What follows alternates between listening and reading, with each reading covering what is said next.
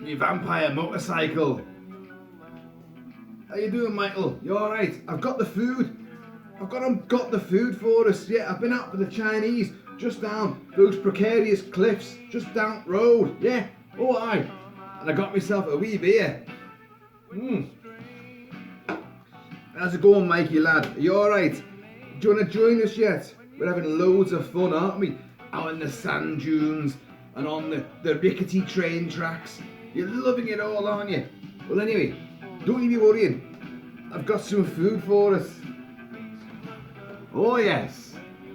You like Chinese, don't you, Michael? Yeah. Because, let's be honest, a billion Chinese people can't be wrong now, can they?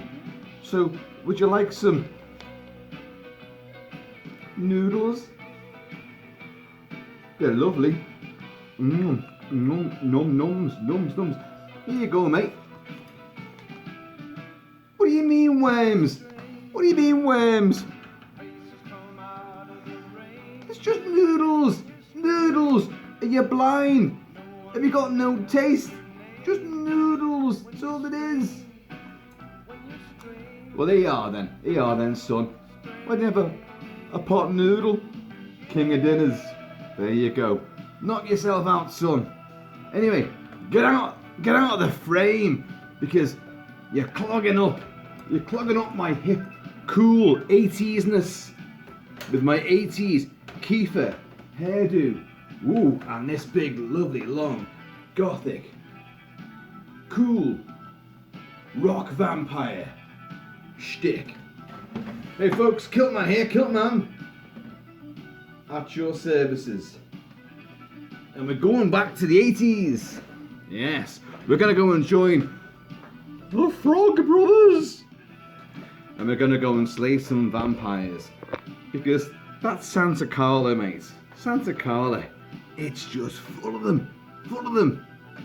Hey folks, if ever a film had the credentials indelibly stamped in its DNA for being a cult classic for all times, Joel Schumacher's 1987 release of The Lost Boys is the one. The Lost Boys. You know it, you love it. A nice sort of spike in the arm, a little spike in the jugular for the vampire tradition in movies. The 80s have been pretty good for vampire movies, and new slants, new updates. The Hunger, for one thing. Fright Night, a couple of years before this. Then the same year as this, was it the same year? It was certainly thereabouts. Near Dark, Catherine Bigelow's awesome vampire western, which tells pretty much the same story as The Lost Boys, but does it with far more sort of seriousness and savagery. The Lost Boys goes for a younger market. It goes for a younger, hipper, cooler market. And it works. Ordinarily, you wouldn't hear me saying anything great about films that are meant to be for the younger, hipper, cooler market. Even when I was younger, cooler and hipper, yes, there was a time, pre-Kilt days of course, when I aspired to be as cool as one of the Lost Boys from this movie. My God, and Kiefer as David especially. Kiefer Sutherland, he hadn't done much before this. He doesn't have many lines in the movie.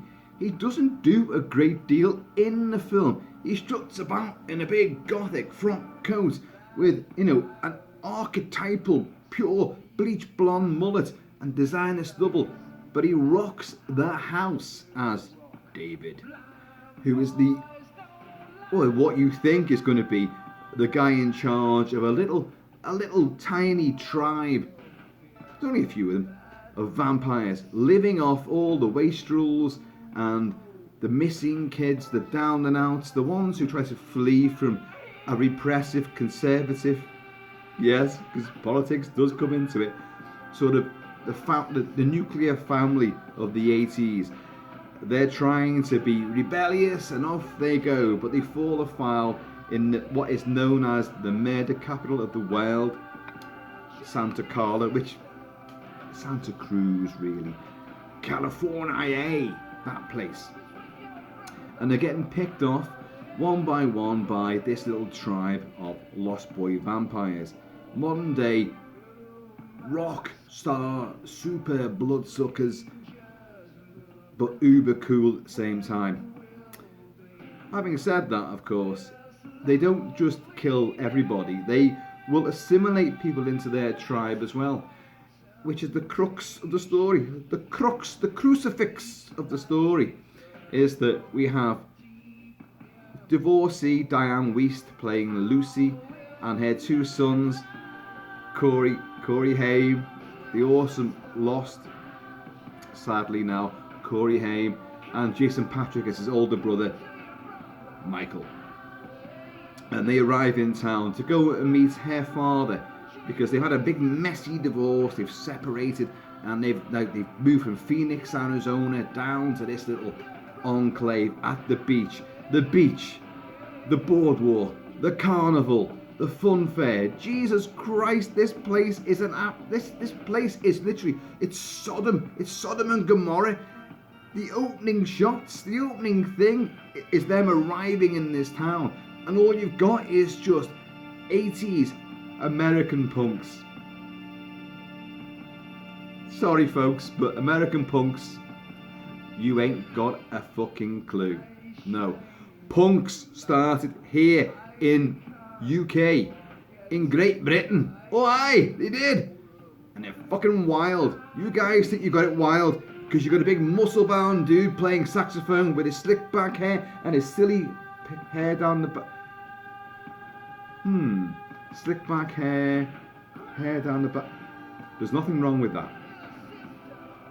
But all that 80s American version of our anarchic style in the UK, way back many years before, the 70s and the early 80s, we dominated. And Americans took it on board, but it took a few years to assimilate itself and become kind of popular culture to make itself into this movie. Directed by Joel Schumacher. Yeah, Joel Schumacher. Not a bad filmmaker, and yet he has some real turkeys on his resume. But at the time, he'd just done St. Elmo's Fire. So his vibe with the kids and Joel Schumacher at this time, well, I'm sure he still is an aging hippie. He was sporting a ponytail. He was totally in tune with the kids and what the kids' vibe was going to be. It was meant to be a Richard Donner movie. Richard Donner, that very year, had just scored a huge hit with Lethal Weapon, which is why he did not take directing chores on this movie.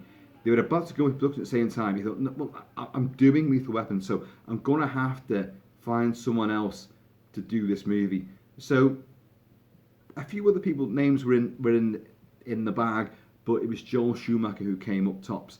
And although some producers didn't like his style, even like Harvey Bernard, who is Richard Donner's longtime producer and collaborator, said that Joel Schumacher thinks in colour. He thinks and he visualises in colour. Bear that in mind, because this is the guy that made Batman Forever and Batman and Robin. Yes, there you go. He has made some great other films as well, but he did make those. But The Lost Boys, he had a vision for this. Now don't forget, Lost Boys, the terminology there is from Peter Pan, and an earlier draft of the script was going to be, well, how are these boys never going to die? Well, what is it about them? They're vampires. Bingo. So the idea was initially to link in Peter Pan and the Lost Boys with a vampire mythology. And then he thought, well, is that going to work? We want to make it for the younger market, but how is that going to really work? If there's bloodletting and violence and they're monsters as well, they're supernatural, that's going to alienate a lot of kids. So how are we going to do this? How are we going to rework this?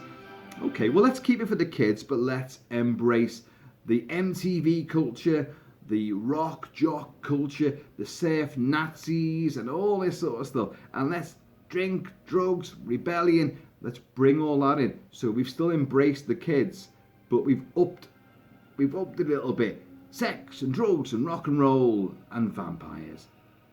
It pretty much is a match made in heaven or hell. It depends on one's point of view. But so the script underwent a few transformations, and then Schumacher's and Richard Donner's vision for the movie took precedence. And what you have really is a film which is a series of set pieces. Jason Patric, Corey Haim as Michael and Sam and their mother meet up with Bernard Hughes, who is Lucy, their mother's father, so their grandfather, he's Joel Schumacher. He's the aging hippie.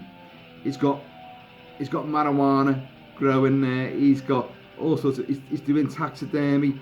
He's got lots of things at this huge sort of, this big ramshackle place, which, in America, people go like, oh, we're arriving here.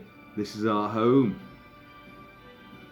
If I arrived there as a teenager, this is my home. It's got several floors to it. It's got acres of land. It's got garages. It's got fucking attics. It's got cellars. It's got vast kitchens and halls and stairways and fucking about 15 gazillion bedrooms. I'd be like, Mum, wow, you should have divorced that a long time ago. Jesus, this is awesome. So they get there. Anyway, but Harvey Bernard Hughes was he's a stalwart of a lot of TV shows and movies, but I remember him from Mr. Merlin from the 80s, a really shit trite TV comedy where they had the original Merlin from King Arthur days brought into modern day America, modern 80s day America, and working with school kids and high school stuff. But as a kid, I loved it. I was like, wow, this is awesome. Anyway, it was shit. But he's great in this as his aging hippie. And of course, Michael and Sam want to assimilate into this whole new world of complete, what appears to be depravity and debauchery, punks, goths, chicks, piercings, leather jackets, bikes roaring down the boardwalk all the time. And it looks like absolute carnival chaos. And I'm playing a hodgepodge of the score here, as you can hear. The film is made up of some great music. Some great cover versions. Echo and the Bunnymen from my neck of the woods, from Liverpool. Echo and the Bunnymen doing The Doors, People Are Strange. You heard that before. And of course you've got Cry Little Sister, which is the epic theme which runs throughout the movie. But I'm also playing Thomas Newman's mostly unheard score for the film, because the film knows what it wants to be. And this is what I'm coming to, folks. This is what I'm coming to.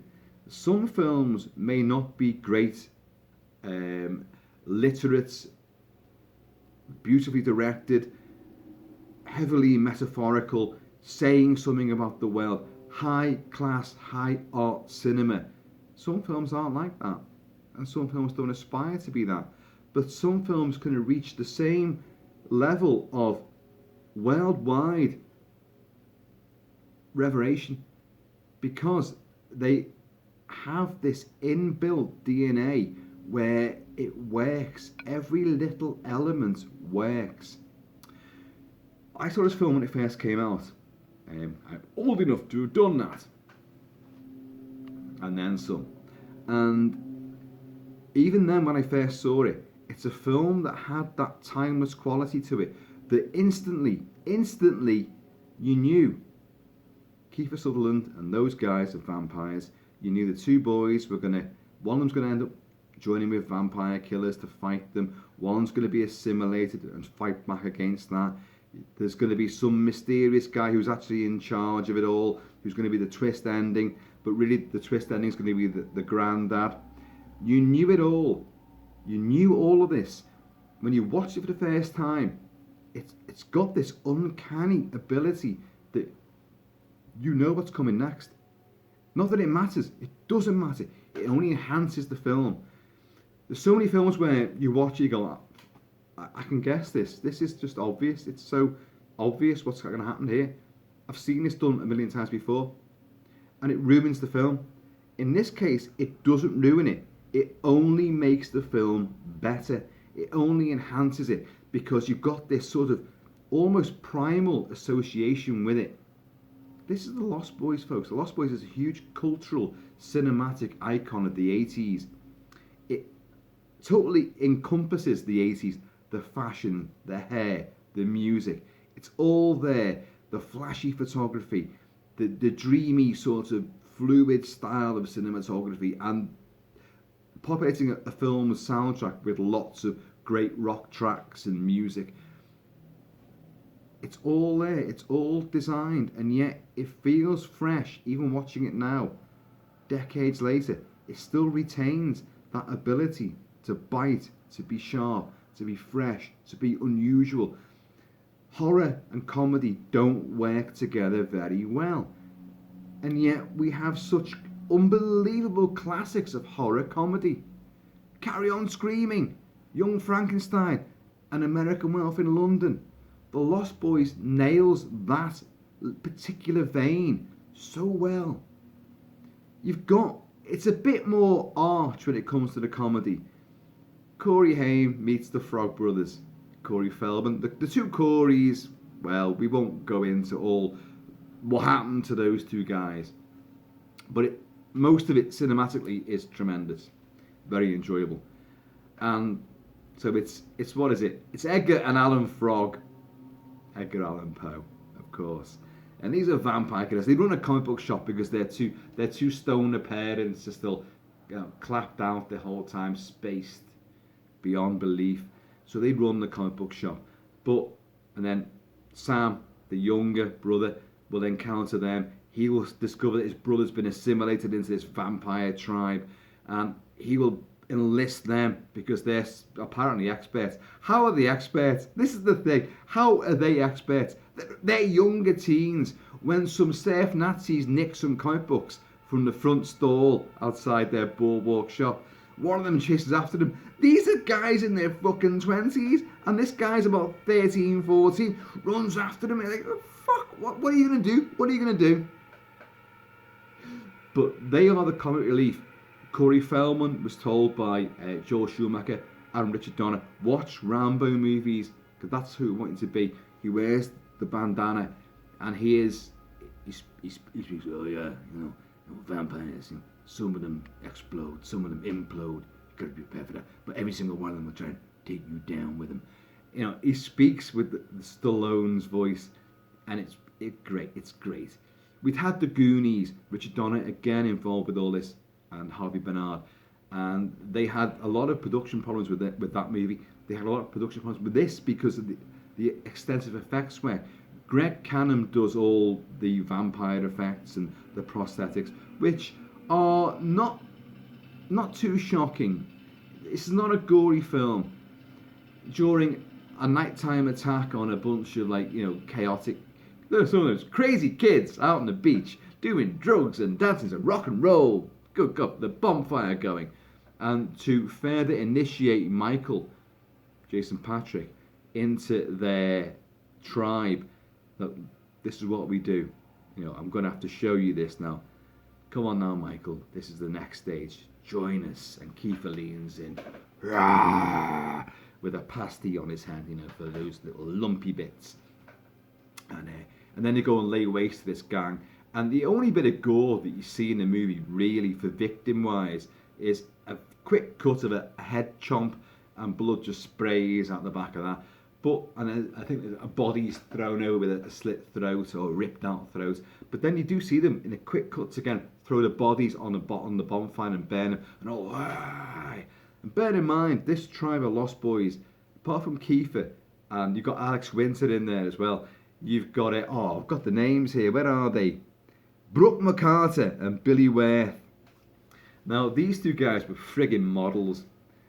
Brooke McCarter, fucking big, massive back comb, big blonde hair. Billy Worth is the good-looking, gypsy, dark-haired, swarthy one. He's the one who gets the arrow in him and goes into the stereo, death by stereo, And Brooke McCarter is the one who goes into the the bath filled with garlic and holy water, and it ends up with a big pizza face, and then manages, by some kind of Evil Dead 2 style, to fill all the plumbing with all his gore, to explode all the pipes and everything, and the toilet will explode, and all sorts will go off. So you have got these big effects, and it was a problematic production because they hadn't done some of these things. The film relies on the vampires flying a lot, although you will not see them in the air. You will see the camera will swoop and do lots of crazy aerodynamics, but you will not see them in the air flapping their awesomely gothic jackets. So none of that will take place. But you get that impression that these guys have got amazing powers. The whole thing with the, noodles, or is it worms? Or what's the first course? It's rice, or is it maggots? All that kind of stuff.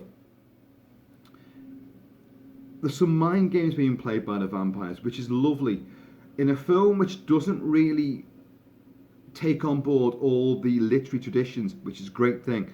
It takes some and just spits out the rest. So lying in coffins, they don't do it. They hang upside down, and in a great, albeit brief shot, Greg Canham's claw feet are hanging upside down from the frames in the old collapsed hotel, which during the big San Francisco earthquake has dropped beneath the big one and took a header, and that's their cave, that's their lair, which is tremendous. And that's where poor Alex Winter gets staked by the Frog Brothers, who maintain that they've done this all before, and you don't really get that. Have you really done it before? You're only kids, for fuck's sake. You're forcing vampire comic books on a stranger to town, Corey Haim, and trying to warn him about what's happening. So you've got that little sideline there, which is great. You've got the mother, which is falling, who gets a job at the the local video store. Big plugs for National Lampoon's European Vacation and The Goonies, big current video hits at the time for the same studios, massively right there.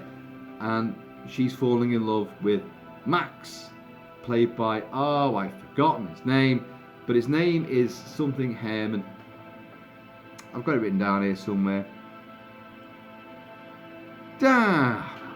It's there. But he plays this sort of bookish, nerdy guy with his dog, who looks after him.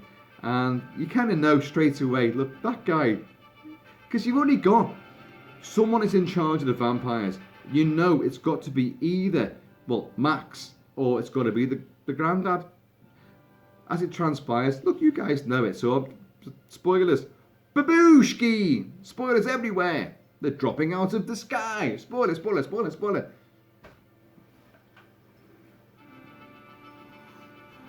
He collects them afterwards and scoops them all up and puts them in a big spoiler bag for later use. So it's going to be the granddad, or it's going to be Max. Now Max, he's lured in, he's invited in to the house, and that's the thing about a vampire. You've got to invite them in, and the film subverts that tradition as well in a great way.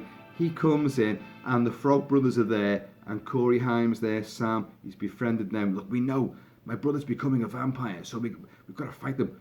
Well, there's got to be a head vampire somewhere. And all this gruff voice bollocks. So they bring him in, and they're chucking water at him. They're trying to show his reflection. They're trying to do all sorts to try and show him up to be, the vampire that he is. And but none of it works. None of it works. And it's all played into like, look, I know what's happening here. Your kids, look, I don't want to be your new father. I'm not trying to replace anybody. Just me and your mum. We've got to know each other. And he's uber nice. He's too nice to be real. Too nice to be properly anything but a savage, nasty vampire. Head honcho of a tribe of bloodsuckers. So, but the thing is, the key to it is that he got invited in. So that surrenders all the power. So the big twist ending, it will be that once all the vampire tribe, Kiefer Sutherland's Lost Boys, are all dispatched in a very Gremlin style, Home Alone, massive home defense, fight back. You know, you've got Jason Patric, who's part vampire, but he hasn't made a kill yet, so he's not fully vampirized. You've got Jamie Gertz, who Jason Patric brought in to this production because he'd worked with her on stage and he liked it. He thought, well, no, she'll be great for this role. Whereas Joel Schumacher always envisaged for this, same as him, snatched by the vampire tribe to become a vampire, but they've got to go through the initiation, the indoctrination, and then make a kill before they're fully vampirized and part of the Lost Boys and Gale, it would be. What do you thought about that bit, you know?